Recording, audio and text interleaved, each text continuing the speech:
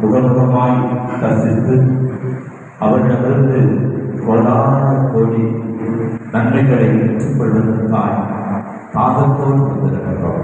உங்களை பார்க்கிற பொழுது ஆண்டவர் இப்படித்தான் பார்க்கிறார். என் பிரியமான பிள்ளைகளை, தாகத்தோடு என்னை தேடி வந்திருக்கிறீர்கள், உங்களை வளமையான இடத்துக்கு கொண்டு சேர்ப்பேன். ஹல்லேலூயா, ஹல்லேலூயா.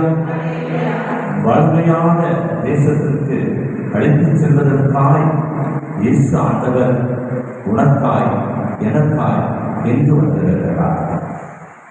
இந்த வெண்மை நிறத்தோடு நற்கருணை வடிவிலே காட்சி கொடுக்கக்கூடிய இயேசு ஆண்டவர் தூயவர், வல்லமையான தேவன், நம்மை வாழ வைக்கக்கூடிய தேவன்.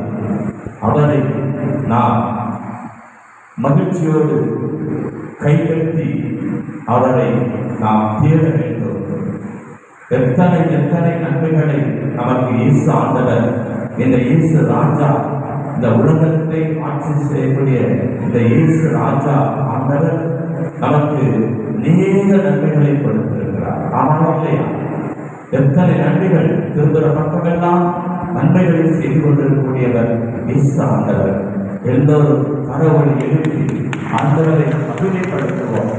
இன்னும் உற்சாகமாய் கரங்களை தட்டுவோம். இந்த கர ஒளியை பார்த்து நம்மை சுற்றி தீய ஆவிகள் ஓடட்டும், பிசாசுகள் ஓடட்டும், அசுத்த ஆவிகள் ஓடட்டும். நம்மை தாக்குவதற்காக இருக்கக்கூடிய அந்த தீமைகள் ஓடட்டும், விலகட்டும், தடைகள் மறையட்டும், கஷ்டங்கள் மறையட்டும், குடும்பத்திலிருந்து கவலைகள் மறையட்டும். இன்னும் உற்சாகமாக கடவுளை தட்டுவோம். ஆண்டவரை மகிமைப்படுத்துகிற பொழுது ஒவ்வொரு நாளும் இயேசு ஆண்டவரை உயர்த்திக் கொண்டே இருக்கிறார்.